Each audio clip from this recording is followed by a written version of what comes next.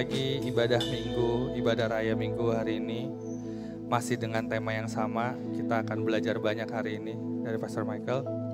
Sebelumnya kita berdoa dulu yuk. Oh, thank you Jesus, thank you Lord Jesus.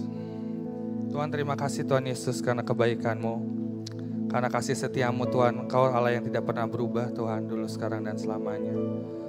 Penyertaan-Mu juga tidak pernah berubah Tuhan dalam kehidupan kami Tuhan Yesus. Terima kasih Tuhan Yesus.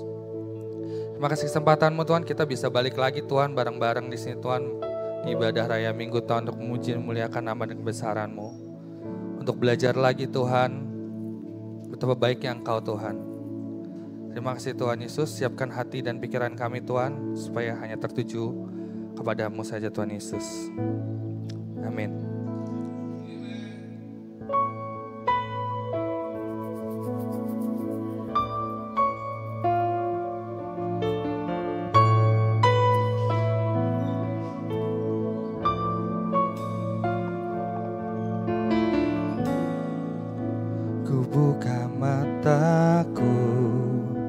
Dan lihat wajah-Mu, ku terkagum bila ku lihat hidupku dan karya tangan-Mu. Ku tersanjung karena semua yang baik dalam hidupku,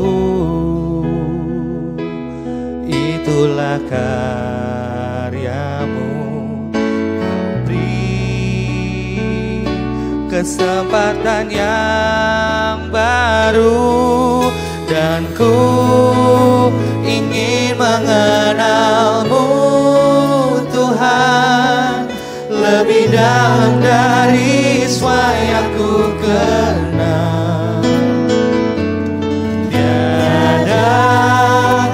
Kasih yang melebihi-Mu, ku ada untuk menjadi penyembah-Mu.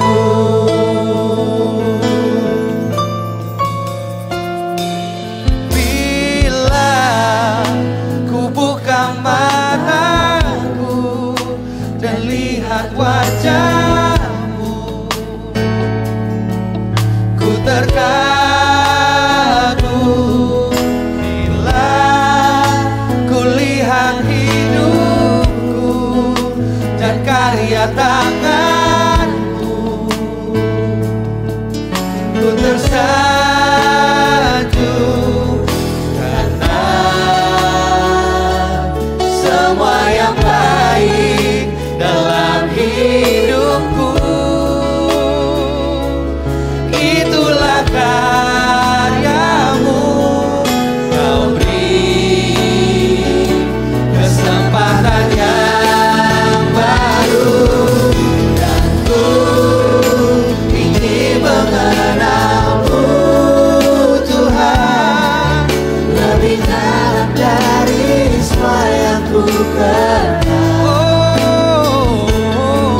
Tiada kasih yang melebihi-Mu, ku ada untuk menjadi penyembah-Mu.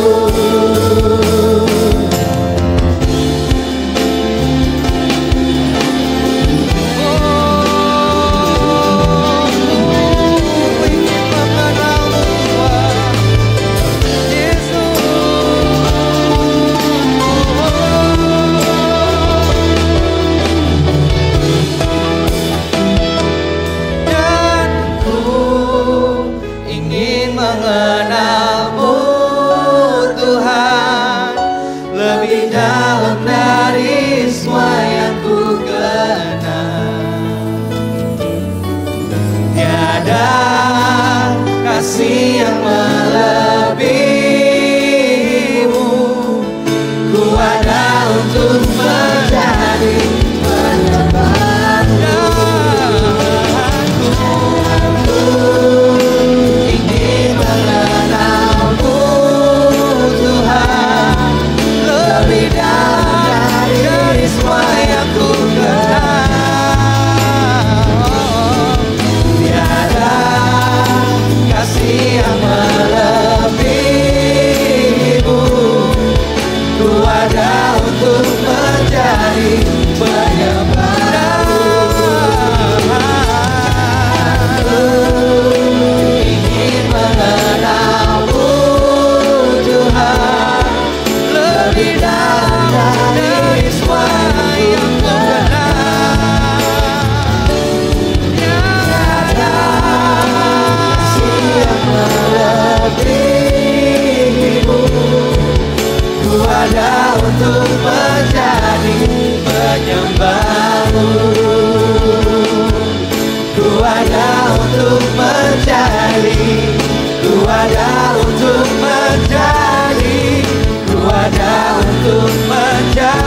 kami menyembah-Mu. Efesus 3:20-21. Bagi Dialah yang dapat melakukan jauh lebih banyak daripada yang kita doakan atau pikirkan. Seperti yang ternyata dari kuasa yang bekerja di dalam kita. Bagi Dialah kemuliaan di dalam jemaat dan di dalam Kristus Yesus turun-temurun sampai selama-lamanya. Amin.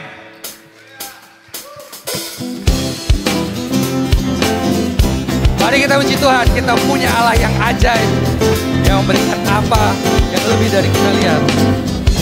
Ajaib, Tuhanku ajaib, kasih-Nya ajaib bagiku. Yesus ajaib, Tuhanku ajaib, rahmat-Nya kekal selamanya. Tak berubah kasih-Nya, setiap hari bertambah indahnya. Sampai bumi berlalu dan habislah ragaku, Yesusku ajaib bagiku. Yesus ajaib, Tuhanku ajaib, kasih-Nya ajaib bagiku. Yesus ajaib, Tuhanku ajaib, rahmat-Nya kekal selamanya. Tak berubah kasih-Nya, setiap hari bertambah indahnya. Sampai bumi berlalu dan habislah ragaku, Yesusku ajaib bagiku. Tak berubah kasih-Nya, setiap hari bertambah indahnya. Sampai bumi berlalu dan habislah ragaku, Yesusku ajaib bagiku. Yesus ajaib, Dia berkuasa, ada mujizat sebab Yesus ajaib. Yesus ajaib, Dia berkuasa, ada mujizat sebab Yesus ajaib. Tak berubah kasih-Nya, setiap hari bertambah indahnya. Sampai bumi berlalu dan habislah ragaku, Yesusku ajaib bagiku. Tak berubah kasih-Nya, setiap hari bertambah indahnya. Sampai bumi berlalu dan habislah ragaku, Yesusku ajaib bagiku. Sampai bumi berlalu dan habislah ragaku, Yesusku ajaib bagiku.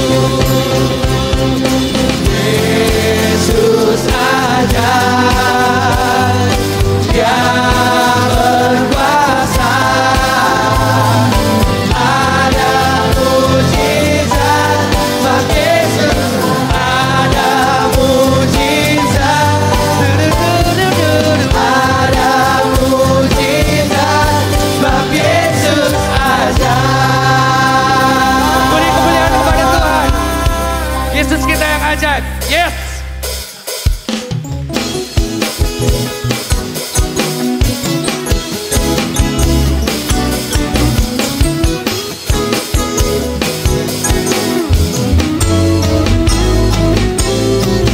Come on church, let's sing. Apa yang tak pernah dilihat mata, Yang tak pernah didengar telinga, yang tak pernah timbul di dalam hati, semua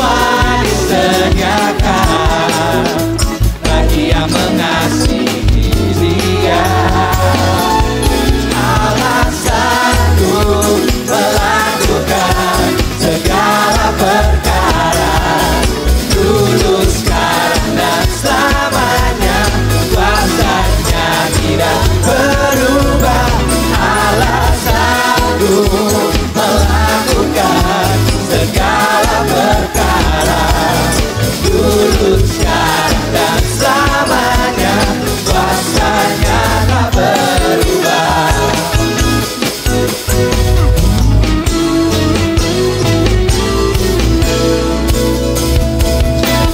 Apa yang tak pernah dilihat mata, yang tak pernah didengar telinga, yang tak pernah timbul di dalam hati, semua disediakan bagi yang mengasihi Dia. Allah sanggup melakukan segala perkara, dulu sekarang dan selamanya, kuasanya tidak berubah. Allah sanggup melakukan segala perkara, dulu sekarang dan selamanya, kuasanya tak berubah. Come on church, let's sing. Allah sanggup melakukan segala perkara, dulu sekarang dan selamanya, kuasanya tidak berubah. Allah sanggup melakukan segala perkara, dulu sekarang dan selamanya, kuasanya tak berubah. Allah sanggup melakukan segala perkara, dulu sekarang dan selamanya, kuasanya tidak berubah. Allah sanggup melakukan segala perkara, dulu sekarang dan selamanya, kuasanya tak berubah.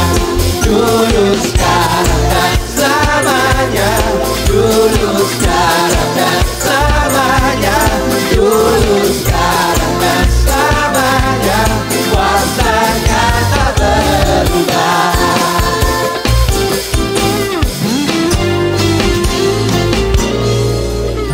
Haleluya. Yes, Lord. Shalom. Puji Tuhan, kita bisa bertemu lagi Bapak Ibu dalam tema yang masih sama ya seperti bulan lalu, The Living Supernatural Life.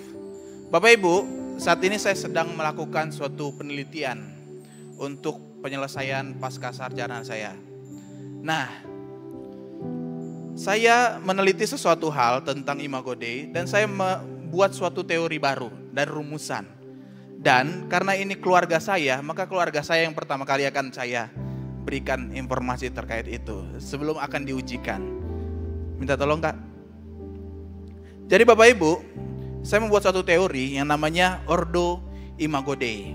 Nah ini Ordo itu adalah urutan. Kalau kita kekristenan pernah kenal namanya Ordo Salutis. Itu urutan keselamatan dalam orang percaya. Saya buat suatu ordo yaitu Ordo Imago Dei. Di mana yang paling tinggi dalam kehidupan kita yaitu Allah Trinitas. Dan menciptakan kita menjadi manusia yang segambar dengan Tuhan, dengan Allah. Tetapi dosa membuat gambar Allah dalam diri kita rusak. Sehingga Yesuslah harus menjadi gambar Allah. Yang menarik adalah kenapa Yesus harus berinkarnasi jadi manusia? Karena gambar itu harus dipulihkan di dalam Yesus. Melalui karya penebusan. Yesus harus mempersembahkan tubuhnya untuk menebus sehingga identitas kita jadi orang percaya. Dan ada perbedaan orang percaya dan orang tidak percaya.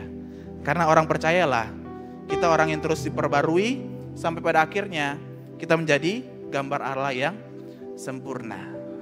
Amin. Nah, berbicara persembahan, bagaimana kita akan melihat dari Tuhan kita Yesus sendiri? Di sini ada poin karya penebusan. Di mana penebusan Yesus, persembahan darah Yesus di kayu salib untuk menyelamatkan kita. Demikian juga persembahan kita harus melihat akan apa yang telah Allah lakukan lebih dulu bagi kehidupan kita. Maka 1 Yohanes 4 ayat 19 berkata, kita mengasihi karena Allah lebih dahulu mengasihi kita. Amin. Selamat memberi, mari kita berdoa. Kami bersyukur untuk kasih-Mu bagi kami Tuhan, sehingga Engkau terus memperbarui kami menjadi gambaran Allah yang utuh. Dan kami memberikan setiap persembahan kami, Tuhan memberkati, dan Tuhan berikan hikmat bagi setiap pribadi yang mengelolanya. Terima kasih Bapa, dalam nama Yesus kami berdoa. Amin. Terima kasih.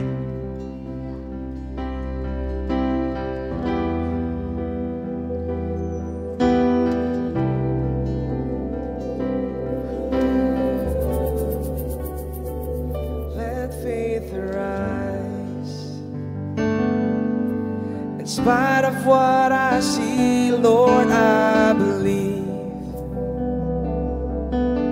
But help my unbelief, I choose to trust you.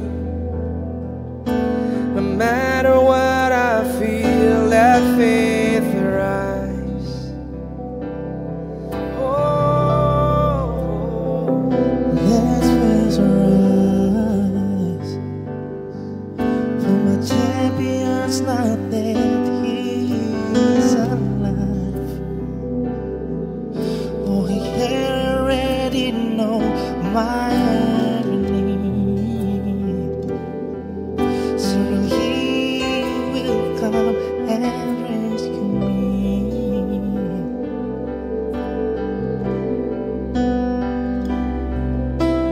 God of miracles, come. We need your supernatural love to break through. Nothing's impossible. You're the God of miracles. Yes, you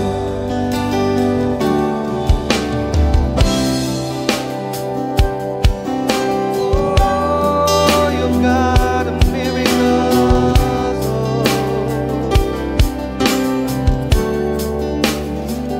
Let faith arise and see the kingdom come. I lift my eyes. Oh, the battle has been won. My God is faithful. Every single word He said is true.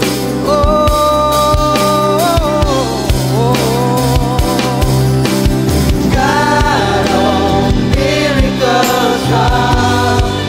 We need your supernatural love to break through. Nothing is impossible. You're the God of miracles.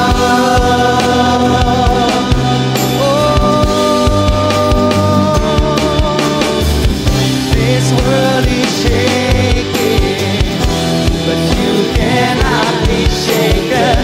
My heart is breaking, but I'm not broken yet. Your love is fearless. Help me to be courageous. Oh, there is nothing impossible. This world is shaking, you cannot be shaken. My heart is breaking, I'm not broken yet. Your love is fearless. Help me to be courageous. Oh, there is nothing impossible. Oh, miracles come.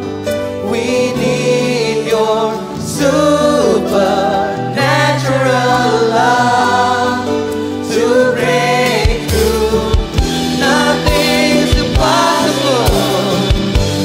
You're the God of miracles.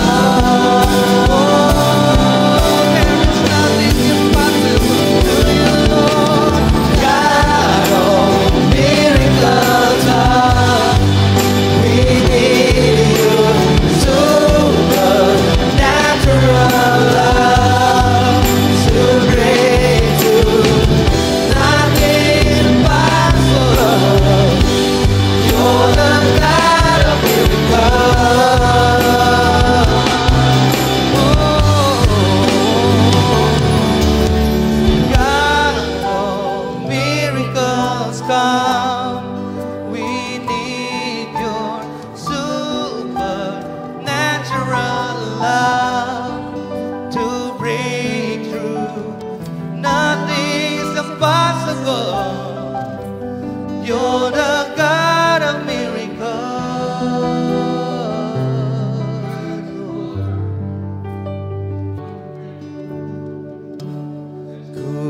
kagum hormat akan Engkau, ku kagum hormat akan Engkau. Kau Allah yang layak dipuji, ku kagum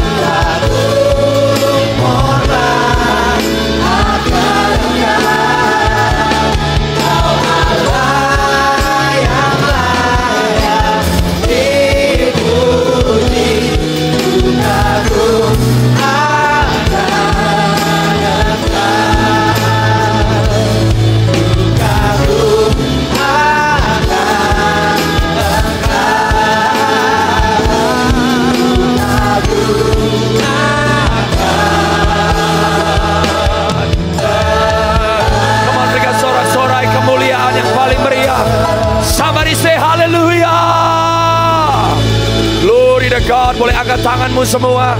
Beberapa detik ke depan berikan pujianmu yang terbaik. Katakan tiada yang seperti Engkau Tuhan. Engkau Tuhan yang luar biasa, Tuhan yang dahsyat, Tuhan yang senantiasa bekerja di dalam setiap kehidupan kami. We bless the name of Jesus, Lord. Hallelujah. How great is our God. Sing with me, how great is our God. Come on, let's declare that this morning. Oh, sing how great is our God. Sing it out. How great,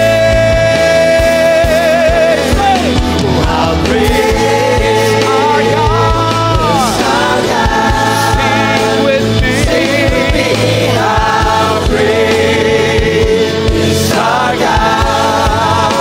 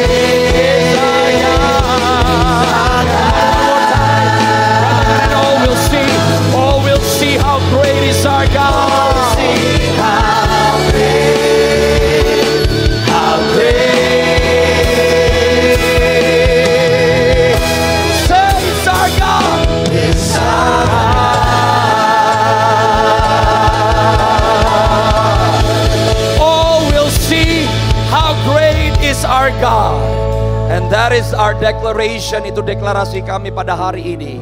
Bahwa lewat kehidupan gerejamu yang supranatural, maka dunia akan melihat betapa besar Tuhan kami di dalam Yesus Kristus. Bapak, terima kasih kalau kami boleh berkumpul bersama-sama hari ini. Terima kasih untuk tuntunanmu yang membawa gerejamu untuk berjalan di dalam track, the plans and the purposes of God. Dan kami percaya Tuhan, kemuliaan Tuhan yang kami perlukan.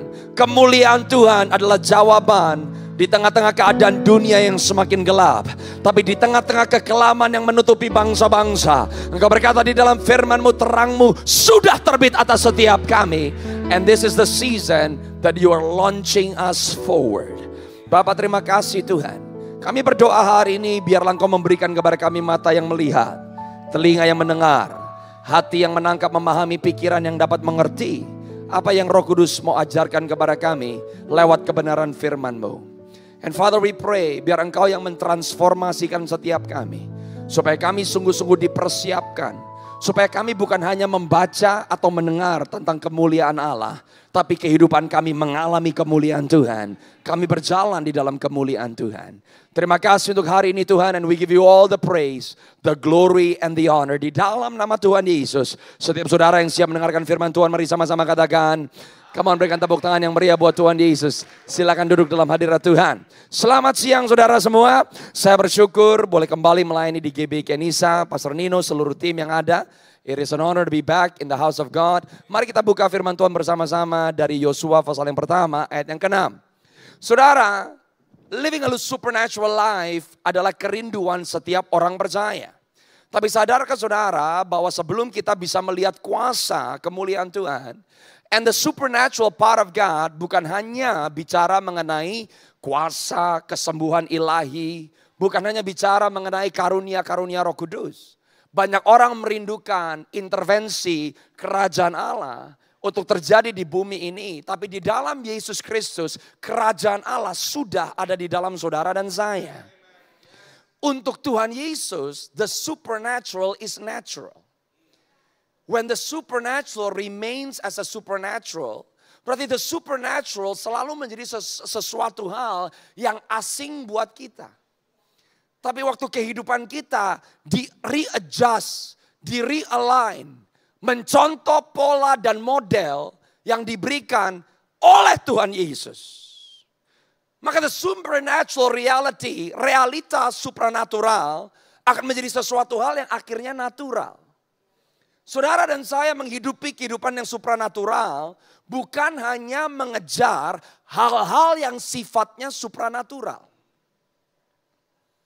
Tapi saya hari ini mau bicara tentang pentingnya identitas, mengerti siapa kita di dalam Kristus, dan bagaimana menghidupi kehidupan yang dipolakan. Katakan sama-sama dengan saya kata pola. Hidup yang dipolakan oleh Yesus. Saudara dan saya harus menjadi jawaban, dan saya percaya gereja yang supranatural tidak bisa lepas dari gereja yang dimuridkan, supaya orang-orang yang dimuridkan akhirnya menjadi sama seperti yang memuridkan. Sebab discipleship is not a program. Discipleship is not you part of a team, a group, a church family. Tapi jika saudara tidak menjadi seperti sang guru yang memuridkan saudara dan saya, then that discipleship has failed. Jesus, the discipler, is a supernatural discipler. Dia pemurid yang supranatural. Jadi logikanya orang-orang yang dimuridkan oleh Yesus, hidupnya pasti supranatural. Dan saya percaya kenapa ini penting, sebab di akhir zaman ini, setiap orang percaya yang sungguh-sungguh menerima Yesus sebagai Tuhan dan Juru Selamat pribadi, sedang ditransformasi menjadi seorang pemimpin. Every Christian is a leader. Leadership is not a position. Leadership is an identity. Kenapa setiap saudara qualified to be a leader? Karena saudara dipimpin. Orang yang dipimpin menjadi pemimpin. Kalau nggak pernah dipimpin, you will never become a leader. Sekarang orang hanya mau diinspirasi. Tapi di dalam Tuhan ada dinamika yang namanya impartasi. Jangan hanya berhenti dengan impartasi, tapi saudara dan saya bukan hanya menerima impartasi, saudara dan saya seharusnya mewarisi.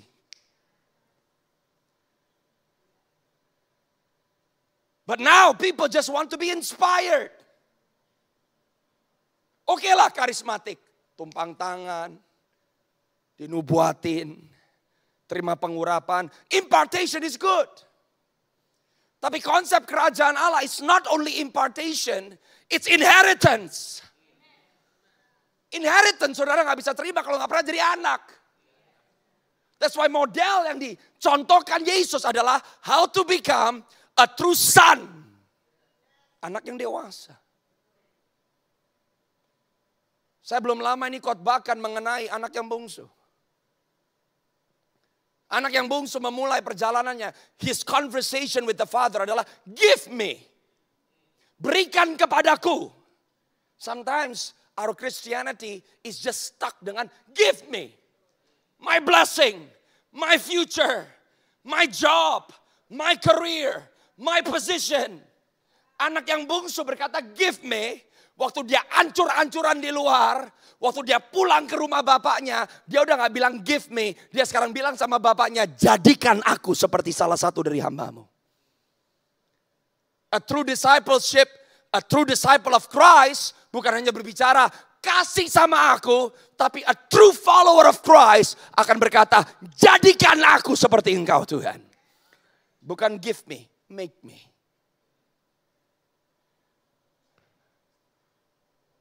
Alkitab berkata di Lukas 15 ayat yang 11, gak usah dibuka. Seorang ayah itu punya 2 anak yang seharusnya dewasa. Tapi kita cenderung kalau bukan seperti yang bungsu, kita seperti yang sulung. Dia punya 2 anak dewasa. Kedewasaan bukan experience. Tapi kedewasaan adalah mengerti, melekat dengan bapaknya. Yang diminta sama yang bungsu gak salah, dia minta haknya. Saudara bisa terima berkat Tuhan, Anda bisa terima pengurapan Tuhan. Tapi Anda bisa beroperasi di dalam berkat dan pengurapan Tuhan tanpa mengenal hati Tuhan. Akhirnya apa? We jump from one problem to another problem. Dari satu pergumulan kepada pergumulan yang lain. Sampai yang bungsu bertobat. Katakan sama-sama dengan saya bertobat. Apa itu bertobat? Dia insaf dan dia sadar. Yang dia lakukan pertama kali, dia pulang ke rumah bapaknya.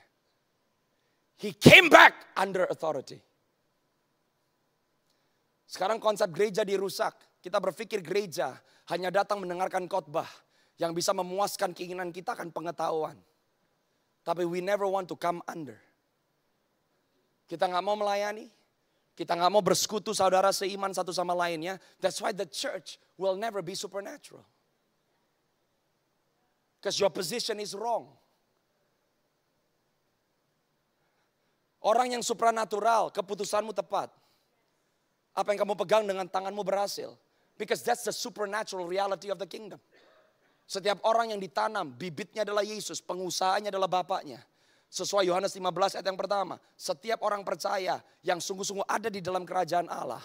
Jalan hidupmu selama engkau di dunia tidak mungkin gagal. Nggak mungkin.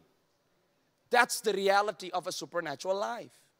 Kenapa harus demikian? Karena saudara dan saya yang mengalami perjumpaan dengan kerajaan yang supranatural ini dipersiapkan oleh Tuhan untuk mempersiapkan orang yang lain. That's the whole goal. Orang seringkali berkata Yeremia 29 ayat ke-11. Aku tahu rencana-rancangan yang ada padaku mengenai kamu. Bukan masa depan yang penuh dengan kecelakaan, tapi masa depan yang membawa harapan. Masa depan yang dikatakan oleh Nabi Yeremia bukan hanya bicara tentang pekerjaanmu ke depan. Bukan hanya tentang keluargamu ke depan. Bukan hanya kebutuhanmu ke depan. Tapi masa depan di bahasa Ibrani, di bahasa aslinya. Masa depan berarti saudara melahirkan generasi lepas generasi yang semakin lama semakin takut Tuhan. Semakin kuat, semakin mengasihi Tuhan. Orang yang sungguh-sungguh diberkati, yang memiliki masa depan di dalam Tuhan adalah orang-orang yang memproduksi orang-orang Kristen yang lainnya. That's your future.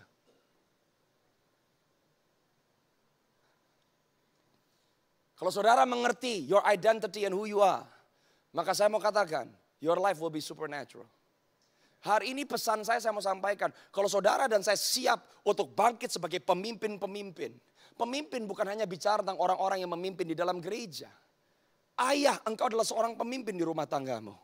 Ibu adalah seorang pemimpin di dalam rumah tanggamu. Kamu bekerja, kamu mau dipercaya, kamu naik pangkat, kamu manajer, kamu memiliki usaha. Kamu adalah pemimpin di dalam pekerjaan dan lingkup hidup di mana Tuhan mempercayakan. Jika engkau memuridkan orang lain, saudara adalah pemimpin. A true believer is a leader in Christ. Yang mengerti katakan amin. Yang mau katakan amin.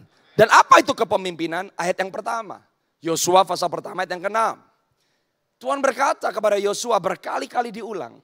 Kuatkan dan teguhkanlah hatimu, sebab engkaulah yang akan memimpin bangsa ini memiliki negeri yang kujanjikan dengan bersumpah kepada nenek moyang mereka untuk diberikan kepada mereka. Menariknya saudara, kenapa kita harus ngerti konsep kepemimpinan kerajaan Allah? Di bahasa Inggrisnya tidak dikatakan be strong and be of good courage because you will lead these people. Memimpin seharusnya di bahasa Inggrisnya adalah lead.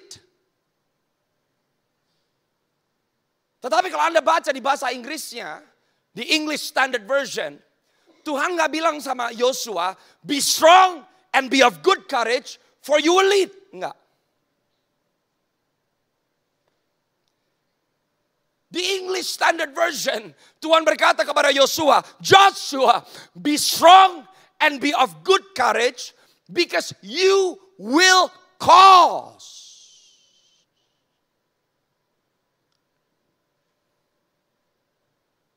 Kalau saya terjemahkan, kuatkan dan teguhkan hatimu Yosua, sebab kamu akan mengakibatkan satu bangsa masuk ke dalam destiny.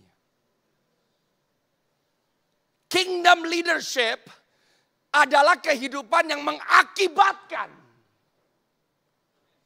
Karena dia yang kaya menjadi miskin, akibatnya kita yang miskin menjadi kaya. Karena dia yang sehat menjadi sakit, akibatnya kita yang sakit menjadi sehat.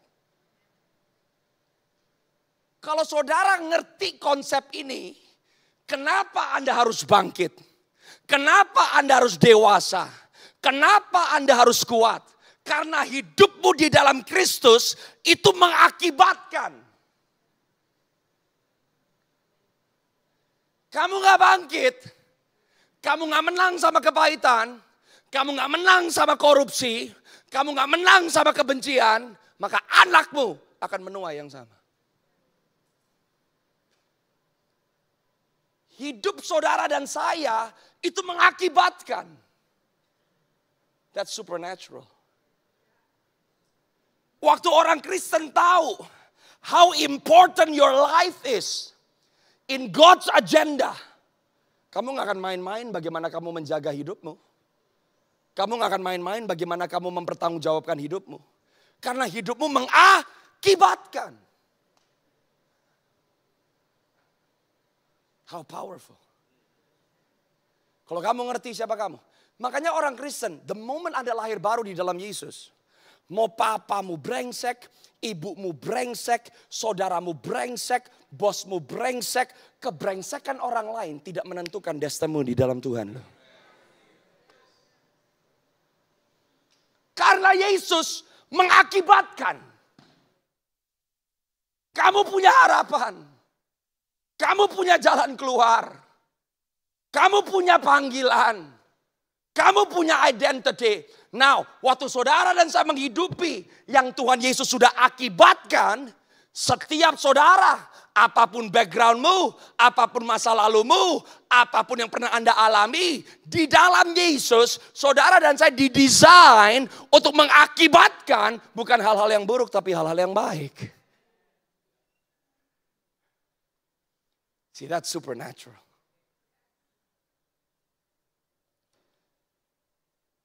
Saudara bayangkan, waktu Yesus pertama datang ke dunia, dia datang sebagai raja segala raja dan imam besar. Tapi pada masa Yesus datang pertama kali ada seorang raja namanya Herodes. Ada seorang imam besar yang namanya Kayafas dan dua-duanya benci Yesus. Setiap kali yang asli muncul, yang palsu akan mulai reaksi.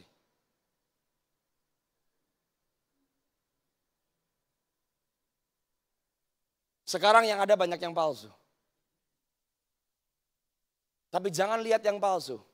Lihat yang asli. Yang lagi Tuhan mau munculkan.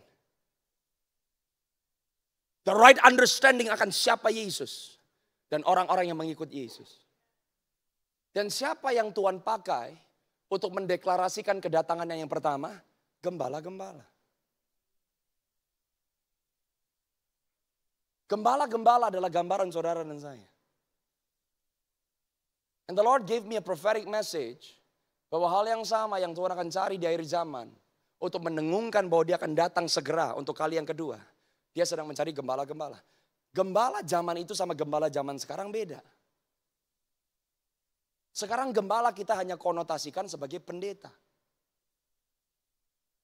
Gembala adalah posisi yang terpandang sekarang.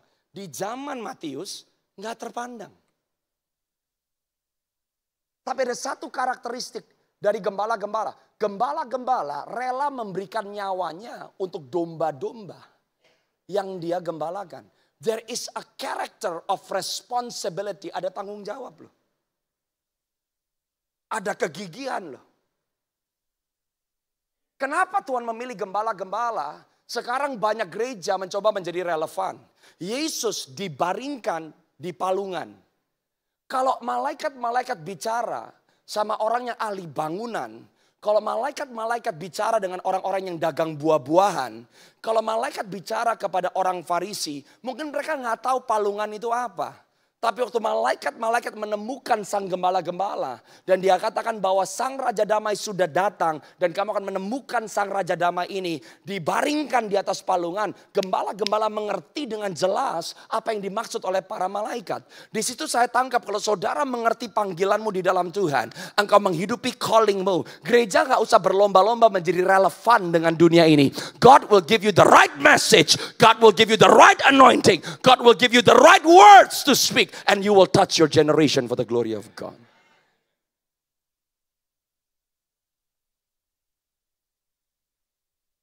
Nobody's. Tapi orang-orang yang ready to go. They saw the heaven open. Mereka mengalami perjumpaan yang supranatural. Kenapa you have to open your heart to the supernatural reality of the kingdom? Karena waktu Anda berjumpa dengan perjumpaan yang supranatural, maka gembala mendapatkan pesan yang baru dan suara yang baru.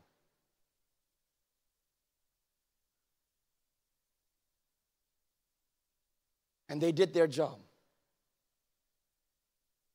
Saudara bayangkan, saudara dan saya memiliki dia dan Tuhan Yesus dikenal sebagai gembala yang agung. Setiap orang jika saudara mau untuk kuat di dalam Tuhan, you need to understand bahwa kekristenan yang kamu hidupi hari ini is not for you. It's not about what you want. It's not about what you need. It's about other people yang sedang menantikan untuk berjumpa dengan Yesus melalui kehidupan saudara. Kalau Anda nangkep ini, you will have an encounter with God. Mazmur 23 ditulis oleh seorang gembala bernama Daud. Sang gembala sedang bicara tentang gembalanya. Ini ngomong tentang the true leadership structure of the kingdom. Mazmur 23 dibuka dengan berkata, karena Tuhan adalah gembalaku, maka takkan kekurangan aku. Di dalam Kristus Yesus, saudara dan saya harus tahu bahwa kepuasan, kebahagiaan saudara bukan lagi menjadi pencapaian hidup saudara. Tapi kebahagiaan dan kepuasan saudara menjadi pemberian anugerah Tuhan dalam hidupmu.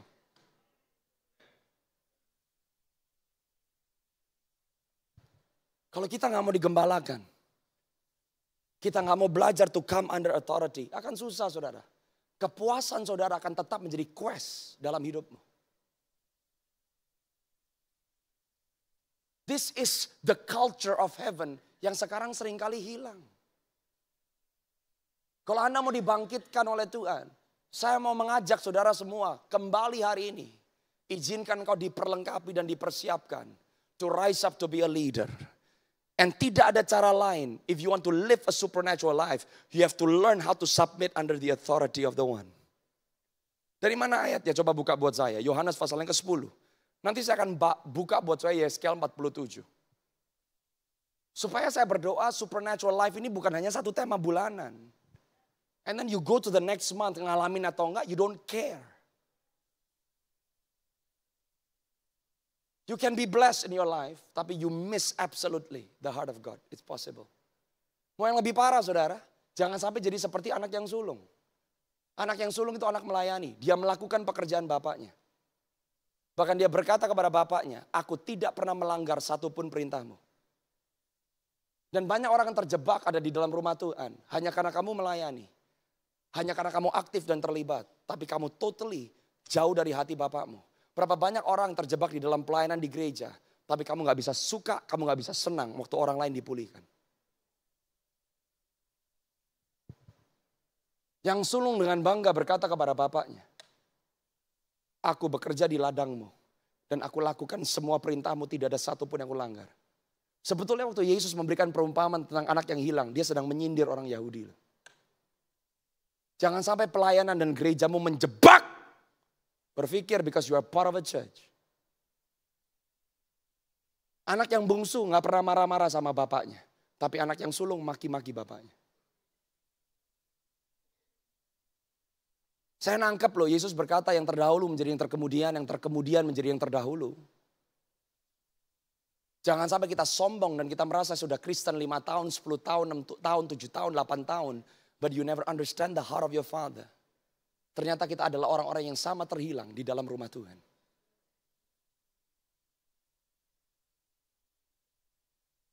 You never know how to tap.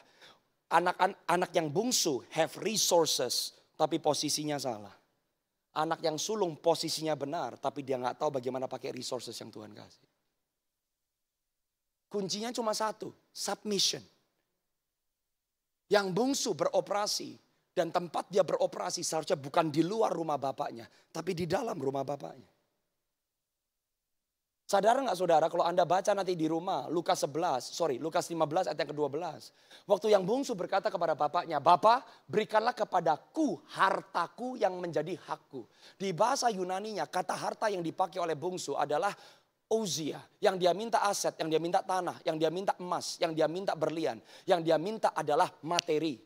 Tapi di dalam ayat yang sama di ayat yang ke-12, melalui ayahnya membagi-bagikan hartanya di antara mereka. Kata harta yang kedua di ayat yang sama bukan Ozia, tapi bios. Ternyata yang diminta oleh bungsu sekedar materi, yang diminta oleh bungsu sekedar warisan, yang diminta oleh bungsu sekedar uang, yang diminta oleh bungsu sekedar tanah. Tapi yang diberikan oleh bapaknya bukan hanya materi dan uang, yang diberikan adalah bios, yaitu adalah sumber kehidupan.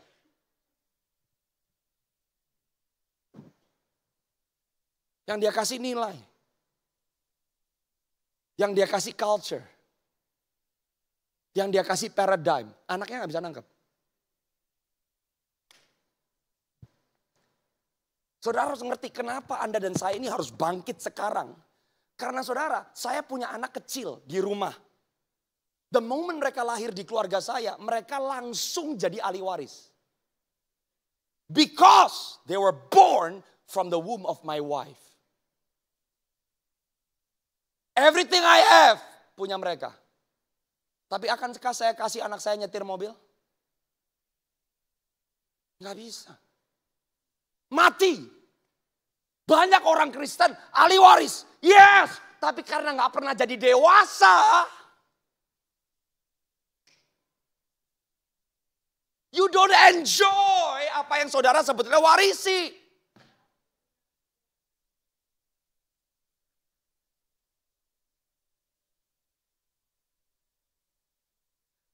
Yang bungsu minta duit. Bapaknya kasih hidup, dia gak bisa terima itu hidup. Dan di ayat yang ke-13, apa yang bungsu langsung lakukan? Dia jual semua hartanya. Warisan gak boleh dijual. Berapa banyak orang percaya yang menjual imannya. Menjual komitmennya. Because you don't understand the concept of inheritance. Kenapa banyak orang Kristen? Kenapa ya pastor? Tiap kali saya bisnis salah. Saya mau ketemu orang salah. Saya mau berurusan salah. Because when you are outside of the house of your father, you will always be in the wrong place, at the wrong time, with the wrong people, doing the wrong things.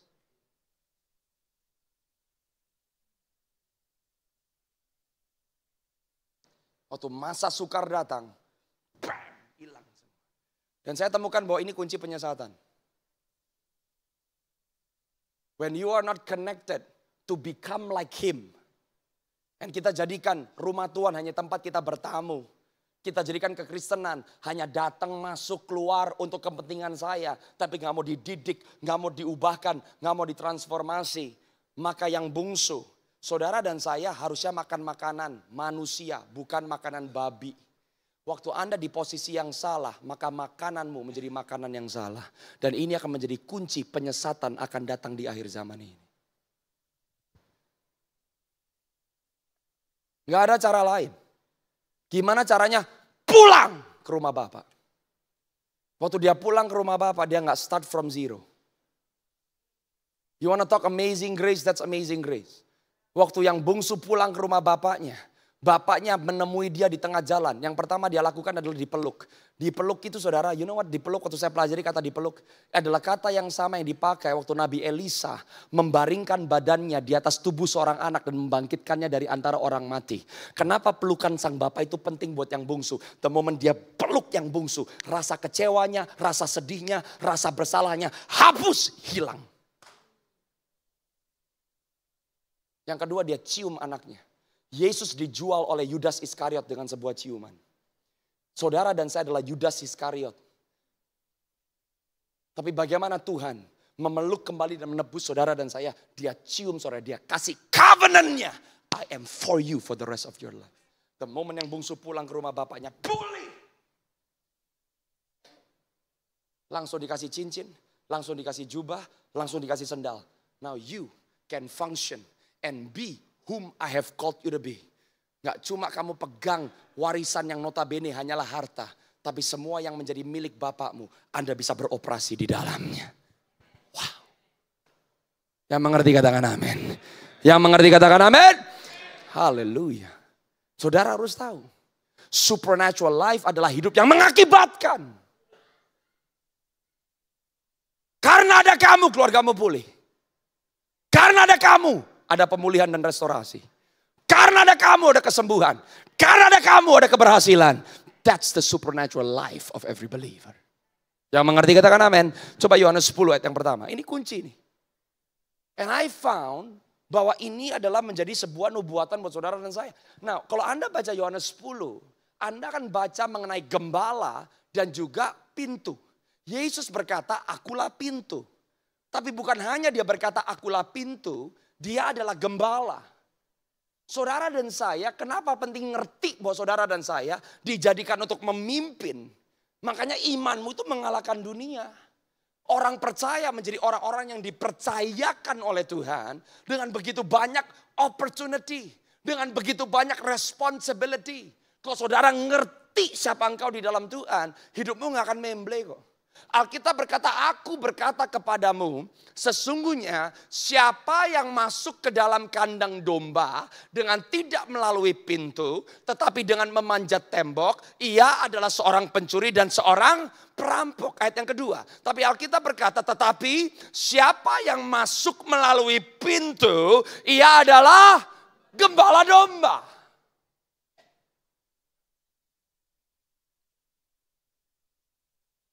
Kalau engkau sungguh-sungguh percaya Yesus, ternyata salah satu ciri khas orang-orang yang benar percaya Yesus, dia harus masuk melalui pintu.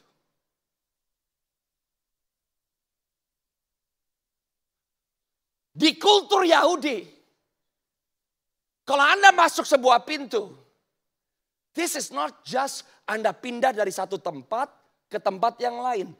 In the Hebraic culture, setiap kali Anda masuk ke sebuah pintu, dan seringkali pintu-pintu rumah orang Yahudi itu pendek-pendek. Because for you to enter the door, you have to do this. Setiap orang yang terima Yesus, kalau kamu nggak mau nunduk, kenapa penting lewat pintu? The moment Anda masuk pintu, Anda sedang berkata, I submit to the rule of the house. I submit to the culture of the house. I submit to the leadership yang ada di dalam rumah itu. Waktu Anda masuk lewat pintu, semua realita yang ada di dalam pintu itu menjadi realita hidup saudara. Tapi banyak orang Kristen nggak mau lewat pintu. Loncat. Kalau Anda cuma datang di ibadah hari Minggu, but you don't want to submit to anybody. Sorry, Anda loncat. Sekali loncat, pasti suka loncat-loncat.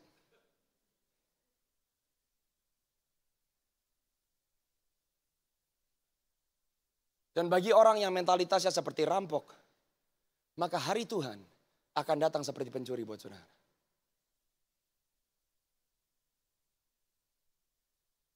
Kalau saudara mau dibangun, Anda mau jadi a life that is supernatural, Anda mau menjadi jiplakan sang gembala, gak ada cara lain.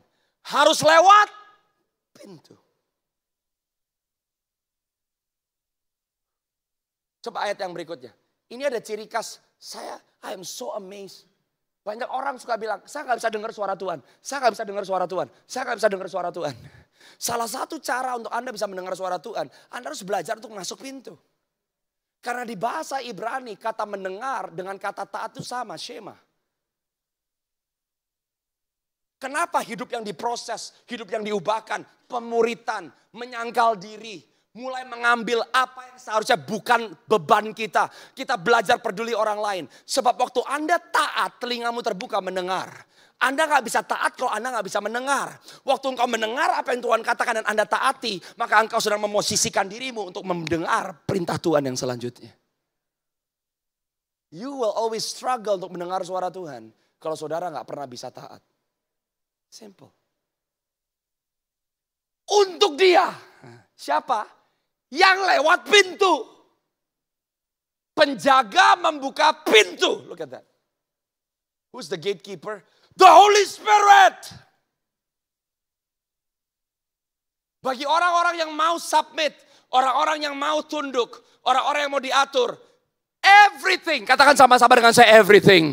Semua yang tersedia di alam roh, semua yang tersedia di kerajaan sorga, maka Roh Kudus akan membukakannya buat saudara. Untuk dia penjaga membuka pintu dan domba-domba, apa saudara? You have the voice of God. Yang pertama, suara Tuhan itu didengar. Waktu Anda dengar suara Tuhan, dikatakan yang memanggil domba-dombanya masing-masing menurut namanya. He gives you your identity. He gives you your life's purpose. He gives you your direction. Gak ada orang Kristen seharusnya bingung, saya harus bikin apa ya? Dia panggil dengan namanya. Nama itu ngomong karakter. Nama ngomong tentang identitas. Dan ia menuntunnya keluar. He gives you freedom. Free from your pain. Free from your cage. Lepas dari semua yang mengikat, yang mengurung. Tapi coba lihat ayat yang berikutnya. This is awesome, man. Ayat yang keempat. Jika semua dombanya telah dibawa keluar, apa yang Anda akan temukan? Ia berjalan di depan mereka. Now God starts leading you. Dan domba-domba itu, kenapa saudara bisa ikut dia? Bukan karena saudara mendengar suaranya. Karena saudara apa? Mengenal. Jadi suara Tuhan itu gak cuma didengar. Suara Tuhan harus bisa dikenali.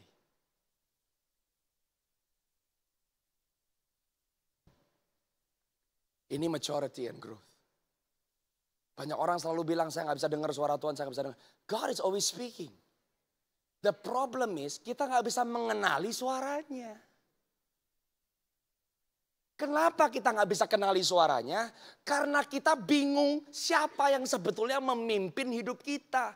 Kalau logikamu, perasaanmu, opinimu lebih banyak ngomong daripada Tuhan, maka opinimu akan membuat kamu sendiri bingung dengan suara Tuhan.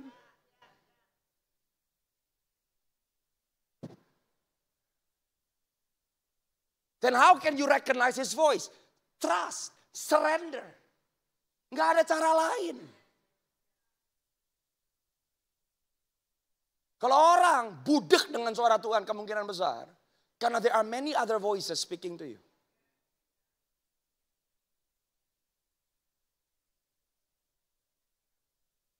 Yang mengerti katakan amin. Yang mengerti katakan amin. Sekarang Yeskiel 47, saya akan tutup di sini. Ini supernatural life nih. Ini dahsyat nih. The supernatural has to be natural. Kalau kita memposisikan kekristenan kita dengan benar. I tell you. Anda akan temukan jejak-jejak Tuhan. In every step of your life. Jadi ini gak cuma ngomong mujizat ilahi. No. It's part of the package. Tapi harus dibenahi dulu our position. Do we actually submit to Jesus atau kita loncat tembok? Saya percaya banyak orang mengatakan karena Hebraic calendar, kalau saya nggak salah 5785, we are in the year of the open doors, open doors. Open doors nggak cuma ngomong tentang opportunity and blessings. Saya aminkan kalau misalnya di Hebraic calendar this is the year of open door, I believe God is saying come back to the door. Come back to Jesus. Kenapa banyak keluarga kita struggle? Saya juga belum lama sampaikan saudara.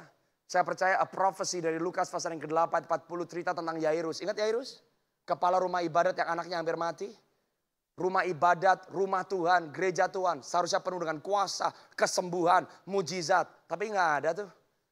Bagaimana kuasa Allah bisa kembali dan kamu alami dalam keluargamu? Yairus berlutut di kaki Yesus. Yairus berkata, Tuhan datanglah ke rumahku. Dan saya percaya Tuhan sedang memanggil gerejanya back to the feet. And I believe the coming revival bukan hanya gereja-gereja penuh. Tapi engkau akan lihat Tuhan manifestasi di dalam keluargamu, pernikahanmu, anak-anakmu, cucu-cucumu. Come on. Jesus wants to come back to the families. Jesus wants to come to your home. Oh yang mengerti katakan amin. Coba Yeskiel 47. Anda belajar sesuatu hari ini, yang belajar sesuatu lambaikan tangan. So kalau Anda ada di Kenisa. Dan saya ngomong sama orang yang ada di GB Kenisa hari ini. Make sure saudara dimuridkan dengan baik. Serve the house. Service itu basic. Servant. Kalau di bahasa Inggrisnya, hamba itu gak cuma servant. Ada satu kata lagi, ya adalah steward. Anda tidak bisa dipercaya, you cannot be a steward if you're not a servant. Kalau bahasa Indonesianya hamba. Semuanya hamba. Bahasa Inggrisnya dibedakan. Servant and steward. Servant melayani, steward dipercaya.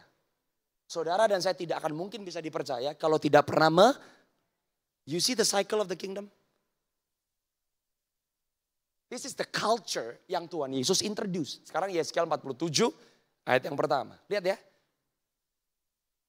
Kemudian dia membawa aku kembali ke pintu, katakan sama-sama pintu. Si rumah Tuhan, the supernatural life gak akan pernah lepas dari rumah Tuhan. That's why he built his church. The supernatural life tidak akan pernah lepas dari kita belajar mementingkan orang lain daripada diri kita sendiri. Supernatural life gak akan pernah pisah dari saudara belajar memberi makan orang lain dan bukan hanya mengenyangkan perutmu sendiri. Tapi sekarang kita ditipu. Kita pikir gereja itu cuma datang dengar khotbah pulang. That's not the church. When you are part of God's family, waktu kamu tahu pentingnya ada di dalam rumah bapakmu, then the reality, the supernatural reality of the kingdom mulai termanifestasi dalam hidupmu. Kemudian ia membawa aku kembali ke pintu bait suci dan sungguh ada air keluar dari bawah ambang pintu bait suci itu. Kuasa Tuhan yang kamu nantikan mengalirnya dari dalam. Dan orang ini di Yeskiel 47 melihat bahwa sungainya mengalir di bawah ambang pintu bait suci.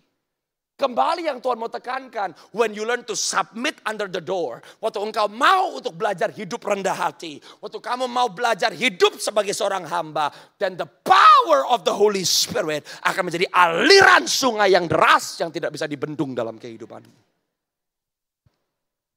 Sebab bait suci itu menghadap ke timur. Dan air itu mengalir dari bawah bagian samping kanan dari mesbah bait suci itu. Sebelah selatan mesbah. Timur, when every time you read the word east, timur itu selalu bicara tentang a place of intimacy. Bahkan di Eden, taman yang Tuhan ciptakan, di mana dia menciptakan manusia, itu ada di sebelah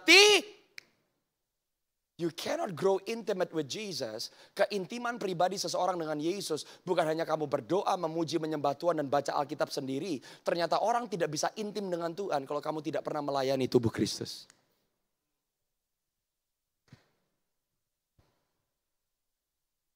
Berapa banyak orang bilang, saya bisa ketemu sama Tuhan kapan saja kok pastor. Saya gak perlu ke gereja. Daripada di gereja orangnya munafik semua. Termasuk kamu.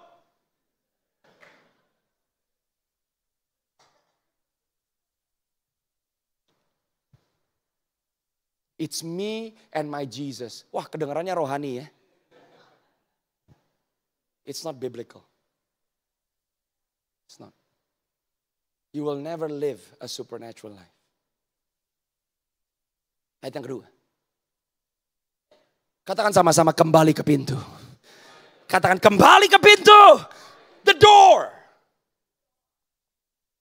Lalu diiringnya aku keluar melalui pintu gerbang utara. Dan di bawahnya aku berkeliling dari luar menuju pintu gerbang luar yang menghadap ke timur. Sungguh air itu membual dari sebelah selatan. I'm telling you, mata gereja sedang dikembalikan kepada pintu. Karena sekarang kita kebanyakan ngeliatin temboknya. Kita kebanyakan ngeliatin strukturnya. Yang kita sibuk adalah pelayanannya. Yang kita sibuk lihat pendeta yang hebat. Yang kita sibuk lihat adalah worship team yang hebat. Yang kita sibuk lihat adalah lagu-lagu yang bagus. It's all great. Tapi kalau kamu hanya menikmati tembok-tembok bait suci. Tapi kamu gak kembali ke pintu. Kamu hanya bisa menyaksikan tapi gak pernah bisa mengalami. You have to come back to the door. Bukan yang lain. The door. Because the living water comes from the door.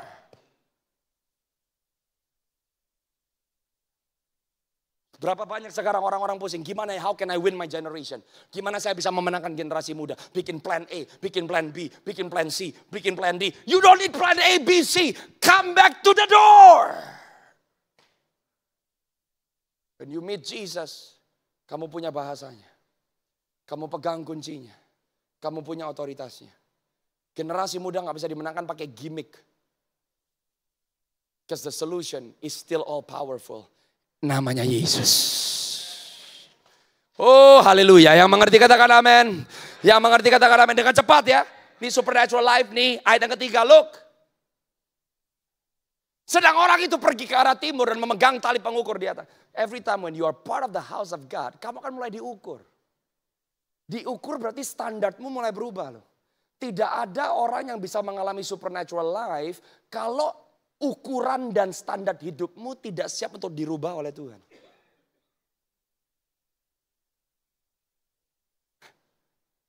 Gak ada orang bisa ngalamin the presence of God, hadirat Tuhan yang pekat, kalau standar ukuran kekudusan dalam hidupmu gak meningkat. Gak ada orang bisa ngalamin financial breakthrough, dan Tuhan memberikan berkat yang berlimpah in your finances. Kalau ukuran kamu berkorban dan memberi tidak meningkat. It's all about the measurements. Ukuranmu berubah. Cara pandangmu berubah. Perspektifmu berubah. Dan dia mengukur 1000 hasta. Dan menyuruh aku, apa saudara? Masuk. Saudara bisa ngeliatin kegerakan Tuhan. Tapi orang-orang yang mengalami kegerakan Tuhan adalah orang yang masuk. Pertama kali orang ini masuk ke dalam air. Airnya ada di pergelangan kaki. The first thing yang saudara akan alami. Orang mau kenal Tuhan. No, don't talk about your future first. Jangan ngomong tentang tujuan hidup dulu. No. The moment kamu masuk ke air itu. Yang pertama akan dikekang adalah directionmu. Kamu udah gak bisa lakukan apa yang kamu mau lagi.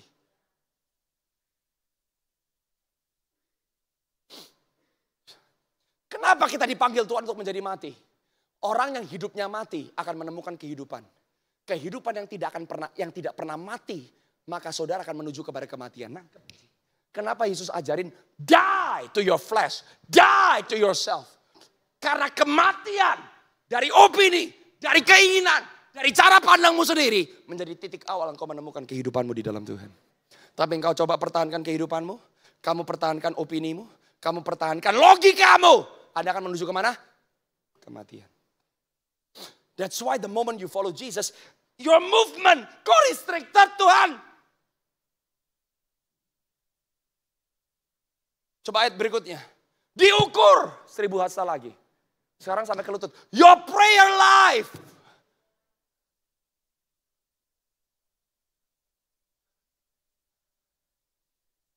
My God. Diukur 1000 hasta lagi. Sepinggang. Efesus pasal 6 berkata, kenakanlah apa? Sabuk kebenaran firman. Nilai-nilai value-mu berubah.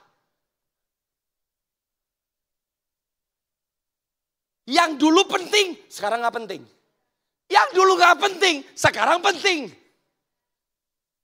The moment you lose control and you surrender, katakan sama-sama surrender, you flow in the movement of the Holy Spirit.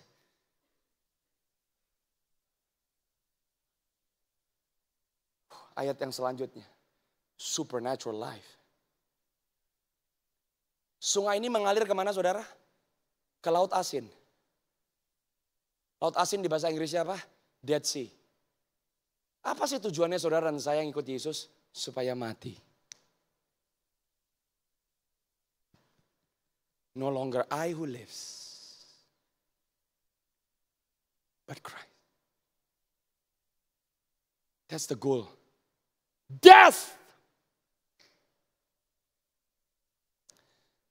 Ayat yang selanjutnya. Tapi kemanapun sungai ini pergi,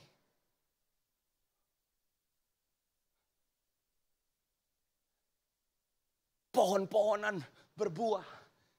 Alkitab berkata setiap musimnya selalu berbuah.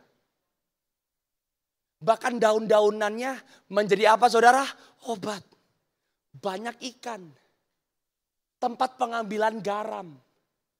Every area of your life is blessed. When you are in the river. Bahkan yang saya paling suka ayat yang ke-9, langsung lompat ke ayat yang 9. Dimanapun sungai ini mengalir, segala makhluk hidup yang berkeriapan di sana akan. Makhluk hidup kok dibilang akan hidup? Berapa banyak kita masih hidup, kita masih bernafas, tapi kayak kita sebetulnya mati. Banyak berapa orang yang suka hari-hari ini hidup, tapi depresi pengen bunuh diri. A supernatural life is a fulfilled life. A supernatural life is a joyful life. Tuhan gak mau kita menjadi makhluk hidup yang hidupnya kayak zombie. Tapi Tuhan mau kita menjadi makhluk hidup yang sungguh-sungguh hidup dan berfungsi untuk hormat dan kemuliaan nama Tuhan. Ikan-ikan akan menjadi sangat banyak sebab kemana saja. Katakan sama-sama dengan saya, kemana saja. Katakan kemana saja. Kemana saja air itu sampai. Air laut di situ menjadi tawar dan kemana saja sungai itu mengalir, semuanya di sana. Supernatural life. Saya buka tadi di Yosua 1 ayat yang ke-6, saya tutup dari kitab Yosua pasal yang pertama. Bukankah Tuhan berkata kepada Yosua, kemana saja kamu menapakkan kakimu, kamu akan dibuat Tuhan berhasil.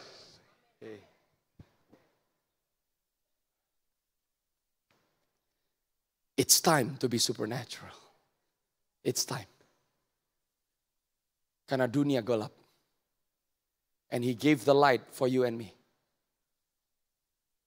Tuhan Yesus tidak pernah menampakkan dirinya kepada Pontius Pilatus. Yesus gak pernah menampakkan diri kepada Herodes. Coba bayangkan ya. Yesus dengan lubang di tangannya. Dia datang ke istana Herodes. Terus dia bilang, lihat! Kencing di celana itu Herodes, saya percaya. Kemungkinan besar satu bangsa Israel bertobat. Bayangkan Yesus menampakkan dirinya kepada Pontius Pilatus. Kamu cuci tangan, lihat! Satu kerajaan Roma kemungkinan besar dan pasti menurut saya bertobat. Tapi dia gak pernah menampakkan dirinya kepada orang-orang yang membutuhkan. Dia menampakkan dirinya kepada orang-orang yang tunduk. Siapa yang dia tampakkan dirinya kepada siapa? Murid. Yang diutus menjadi seperti dia. Saudara dan saya yang sudah percaya, Tuhan tidak terobsesi dengan orang menjadi percaya. Oh, jangan salah artikan kata saya. Dia mau semua orang terima keselamatan. Tapi yang menjadi detak jantungnya dia, lebih daripada orang-orang mengenal dia, adalah orang-orang menjadi sama seperti dia. Dan itu gak bisa yang lain kecuali the church. Yang dia sudah tebus dengan darahnya yang mahal. Yang saya gak bisa habis pikir dengan sang kekasih jiwa kita Yesus. Dia bukan tipe kepemimpinan yang semua dia pegang sendiri. Dia memilih untuk pergi dan dia serahkan kepemimpinannya kepada saudara dan saya.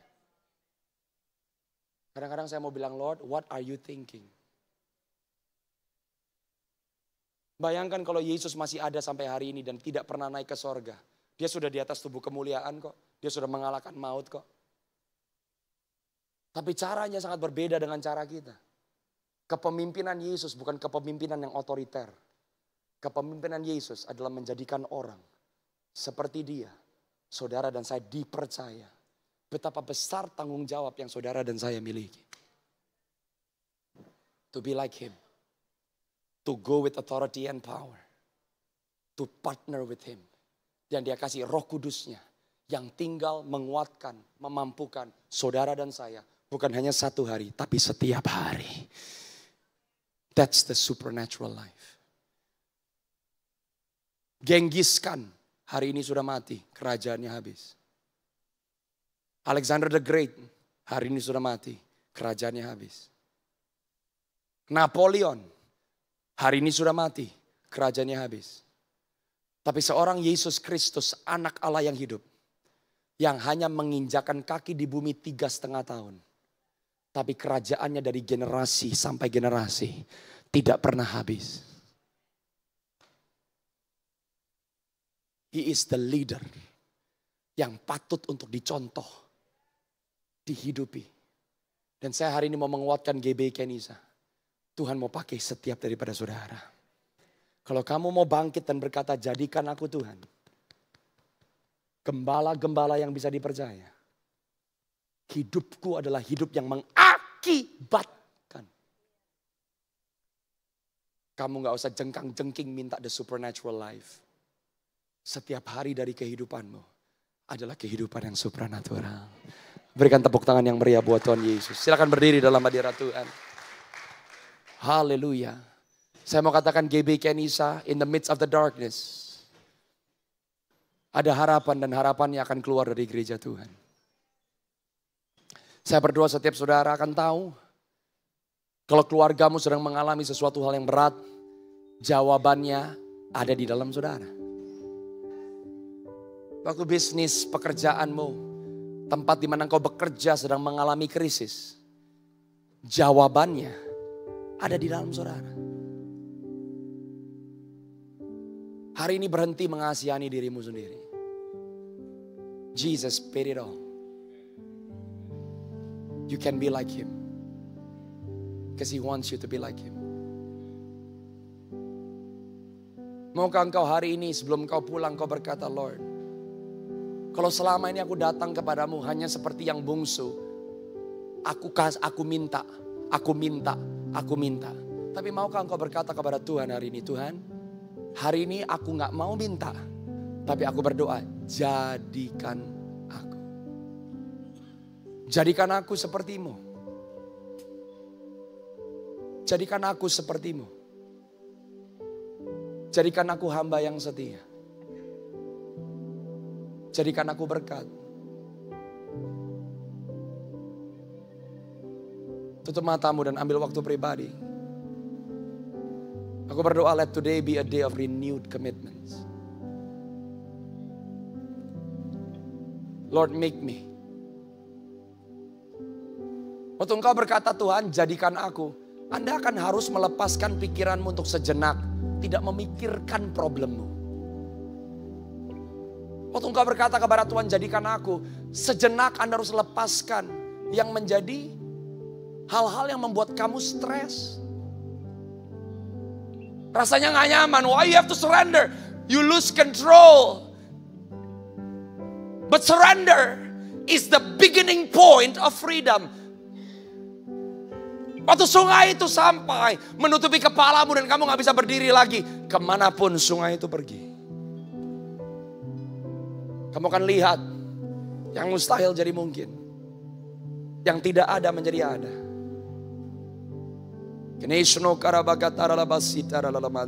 Tuhan, kami rendahkan hati kami hari ini di hadapan hadirat-Mu yang kudus. Kami berdoa, Tuhan, jadikan kami. Jadikan kami seperti yang Kau kehendaki. Terima kasih bahwa keadaan kejadian kami ajaib. Keselamatan kami di dalam Yesus ajaib. Pemulihan kami di dalam Tuhan ajaib. Identitas kami di dalam Tuhan ajaib. Tuhan, kami berdoa di dalam nama Yesus. Biar buat kami gereja-Mu supernatural life. Bukan menjadi hidup yang asing dan aneh ya Tuhan. Tapi kami berdoa ini adalah musim dan waktunya.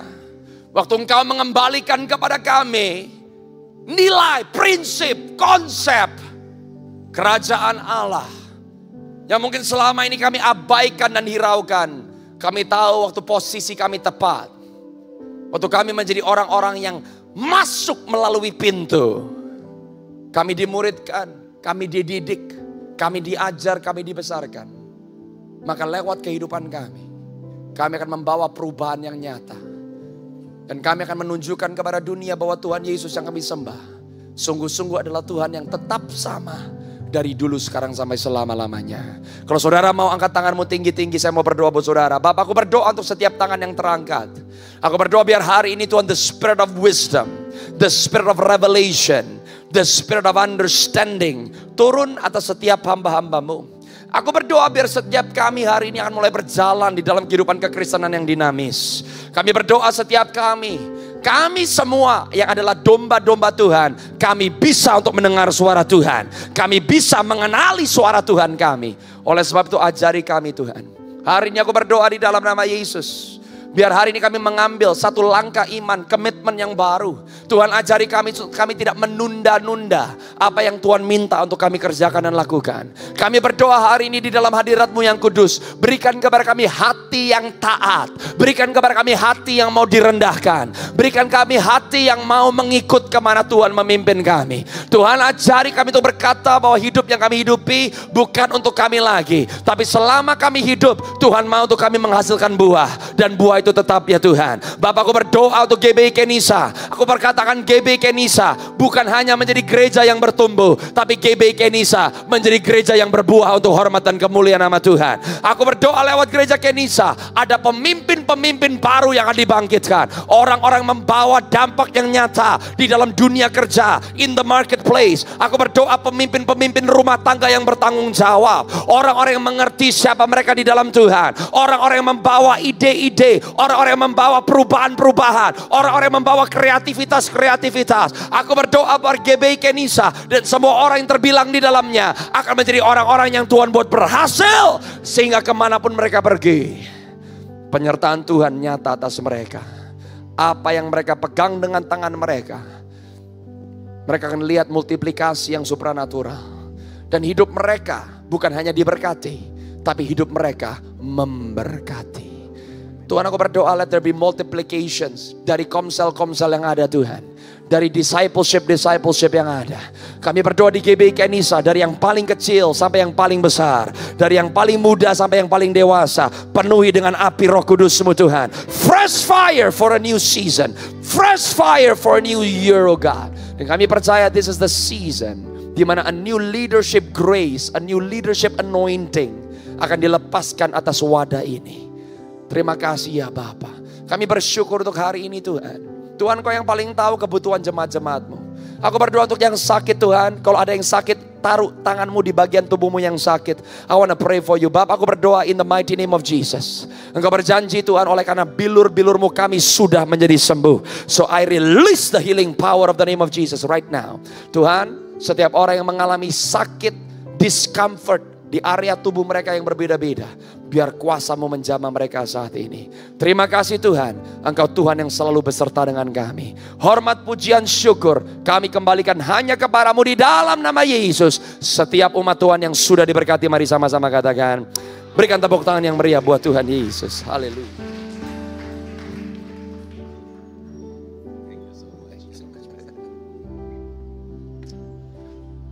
Puji Tuhan, siapa diberkati pada pagi hari ini? Amin, luar biasa Tuhan baik, amin. Amin. Wow, thank you for the powerful message, Pastor.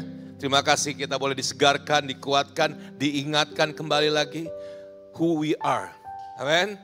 Sebagai anak-anak Tuhan, identitas kita jelas dan keberadaan kita bukan hidup untuk kita sendiri. Tapi kita akan menjadi impact, berkat untuk orang lain, untuk kemuliaan nama Tuhan. Wow, terima kasih Pastor. Bapak Ibu sekalian, saya himbau nanti kita dengar lagi di rumah. Kalau nggak nanti malam besok kita dengar lagi. Because wow, I learned so much about all the word stuff pada pagi hari. Saya belajar banyak sekali tentang firman Tuhan pada pagi hari ini. Yuk kita belajar lagi. Amin.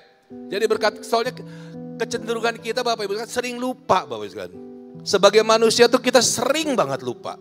Sayang banget kalau kita lupa Bapak Ibu sekalian. Dan firman Tuhan begini luar biasa. Kita dengar lagi. Itu di di YouTube bisa dibuka lagi dan kita bisa pelajari lagi. Ya, kita bisa catat, kita bisa renungkan, kita bisa mundurin lagi kalau kita kurang dengar, dan kita bisa betul-betul mendapatkan pelajaran yang baik sekali. Amin. Baik Bapak sekalian, next week will be dilayani oleh Pastor Chris Manusama. Dan saya percaya ada berkat yang baru lagi. Ya, ada berkat yang baru lagi yang Tuhan siapkan untuk kita. Sebetulnya Bapak Ibu sekalian, hari ini pada Aswar, saya salah Bapak Ibu sekalian. Saya janji sama Pastor Michael itu 2 bulan yang lalu. Jadi saya keburu lupa Bapak Ibu sekalian. Lupa banget sampai yesterday Pastor Michael bilang, Pak Nino, tomorrow ya. Saya bilang, wah, gue kaget banget ya.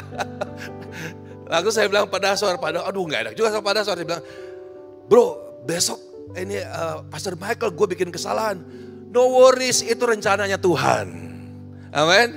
Ini gerejanya Tuhan Bapak sekalian. Bukan gereja saya, bukan gereja pada Aswar, bukan gereja Pak Hari, bukan gereja siapa-siapa. Bukan Bapak sekalian. Ini gereja Tuhan dan Tuhan kasih tahu siapa yang akan berbicara. Amin. Jadi kita diberkati pada pagi hari ini. Yuk kita akhiri ibadah kita dengan sukacita. Mari kita berdoa. Father God, we thank you so much for your presence. Terima kasih kalau kami pada pagi hari ini boleh datang ke rumah Tuhan. Menikmati hadirat Tuhan. Melihat kebaikan-kebaikan Tuhan. Merasakan akan kasih karunia Tuhan. Terima kasih untuk segala pujian penyembahan yang boleh kami naikkan. Biarlah itu semua berkenan kepadamu sebagai persembahan harum-haruman untuk kemuliaan nama Tuhan. Bapak, aku berdoa Tuhan Yesus, biarlah sebuah pujian penyembahan kami merupakan satu lebona yang harum kepadamu Tuhan. Dan Engkau berkenan menerima segala pujian penyembahan kami Tuhan. Terima kasih untuk persembahan, kurban persembahan yang kami sudah berikan Bapak yang baik. Biarlah ukuran yang Engkau berikan pada kami itu terus bertambah karena Tuhan, iman percaya kami Engkau tambahkan Tuhan dalam kehidupan kami. Thank you God, thank you God. Jadikan kami anak-anak Tuhan yang bukan di atas rata-rata Bapak imannya, tapi yang terus melangit iman kami, melekat kepada Engkau Tuhan. Ditambahkan iman kehidupan kami. bertumbuh secara sehat, tapi bukan saja bertumbuh, tapi berbuah. Aku berdoa setiap anak-anak Tuhan di tempat ini menjadi anak-anak Tuhan yang menjadi berkat, bukan saja menjadi diberkati oleh Tuhan, tapi memberkati banyak orang Tuhan. Terima kasih, jadikan kami anak-anak Tuhan yang bertumbuh di pelataran rumah Tuhan, Bapak. Berakar dalam pengenalan firman Tuhan. Ya, kami boleh betul-betul akhirnya mempunyai identitas karakter Kristus dalam kehidupan kami, Bapak. Isi terus kami Tuhan, isi terus kami dengan firman-Mu. Pikiran kami dengan pikiran Kristus, segala sesuatu yang benar, yang mulia, yang adil, yang suci, yang manis, yang sedap didengar, yang disebut kebajikan dan patut dipuji. Biar itu saja yang kami pikirkan Tuhan.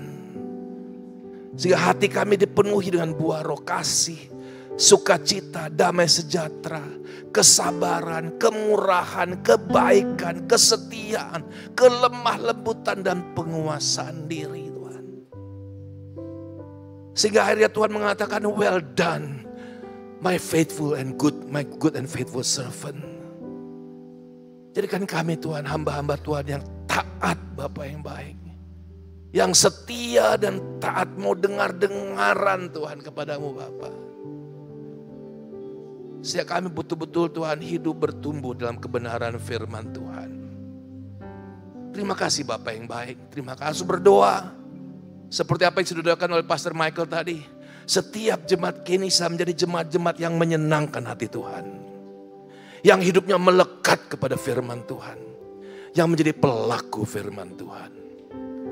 Terima kasih Bapak, terima kasih. Terima kasih untuk firman Tuhan yang luar biasa. Terima kasih Bapak. Aku berdoa untuk Pastor Michael. Dalam semua rencana-rencana yang ada di depan mereka. Bahwa mereka akan kembali ke Indonesia dan melayani di Indonesia. Aku berdoa Tuhan tempatkan Pastor Michael di tempat yang Engkau sudah siapkan Bapak. Aku percaya Tuhan Engkau siapkan satu tempat untuk Pastor Michael. Thank you God. Thank you God. Thank you God. Berkati ibu dan anak-anak mereka, Tuhan berkati. Thank you Jesus. Semua persiapan Tuhan berkati. Thank you Lord, terima kasih. Kami sekarang mau pulang Tuhan Yesus. Setelah kami diberkati dengan semua firman, pujian, penyembahan, kami mau diberkati dengan Engkau sendiri Tuhan. Mari Bapak sekalian, yuk kita berdiri sama-sama. Thank you Jesus. Mari kita angkat tangan dan terimalah berkat Tuhan. Aku berdoa biarlah kepandaian, kecerdasan, hikmat dan pengetahuan dari surga turun kepada kita semua pada pagi hari ini. Biarlah kasih Kristus melimpah dalam kehidupan kita. Roh takut akan Tuhan menguasai kehidupan kita. Kesetiaan, ketaatan untuk membaca, merenungkan dan melaksanakan firman Tuhan menjadi bagian kehidupan kita. Aku berdoa biarlah tangan Tuhan yang perkasa memegang setiap tangan kita. Dan menuntun kita di jalan yang benar senantiasa. Biarlah berkat dari Allah Bapa, Allah Anak, Allah Roh Kudus, di dalam nama Tuhan Yesus Kristus, turun dan memberkati kita semua pada pagi hari ini. Tuhan memberkati engkau dan melindungi engkau. Tuhan menyinari engkau dengan wajahnya dan memberi engkau kasih karunia. Tuhan menghadapkan wajahnya kepadamu dan memberi engkau damai sejahtera. Dan kita semua terima berkat Tuhan, sama-sama katakan amin, amin, amin, amin. Tuhan Yesus memberkati. Shalom, masih minggu depan dengan kemenangan berjalan bersama dengan Tuhan. God bless. Name above all names, you are worthy of our praise, and my heart will sing how great is thy name above all names.